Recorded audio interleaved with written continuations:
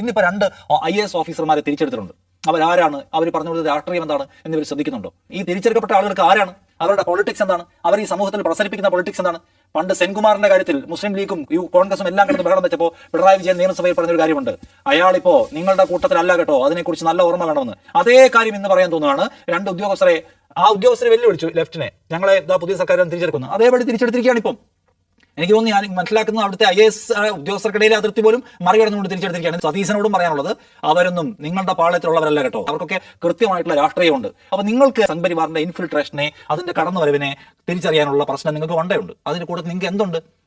ഈ പറഞ്ഞ കേന്ദ്ര സർക്കാരുമായിട്ട് നമുക്ക് ഏറ്റുമുട്ടൽ വേണ്ട എന്ന് പറഞ്ഞ ഒരു സമവായത്തിൽ ലൈൻ നിങ്ങൾ സ്വീകരിച്ചിരിക്കുകയാണ്. ശേഷി ഉണ്ടാവുക പ്രധാനമാണ്. ഇത് PMCയുടെ കാര്യത്തിൽ ഒരു വിശദീകരണം വേണ്ട, ഒരു വളഞ്ഞു പിടിക്കലും വേണ്ട. നിങ്ങൾക്ക് അതിനുള്ള ധൈര്യമില്ല. നരേന്ദ്രമോദിയോട് പോയിട്ട് ഞങ്ങൾ ഈ പരിപാടിക്ക് ഇല്ല എന്ന് പറയാനുള്ള ധൈര്യമില്ല. ഭയപ്പാട് നിങ്ങളെ ഭരിക്കുകയാണ്. ഇതിന് രാഷ്ട്രീയമായ ഉറപ്പ് എന്ന് പറയും. കേന്ദ്ര സർക്കാരിനോട് ഉറച്ച കേരളത്തിന്റെ ബദൽ രാഷ്ട്രീയം പറയാനുള്ള ശേഷി ഇപ്പോഴും പ്രകടമാക്കാൻ UDF പറ്റിയിട്ടില്ല എന്നുള്ളതാണ് UDF വോട്ട് ചെയ്ത മനുഷ്യന്മാരെ സംബന്ധിച്ചുള്ള ഏറ്റവും വലിയ നിരാശ.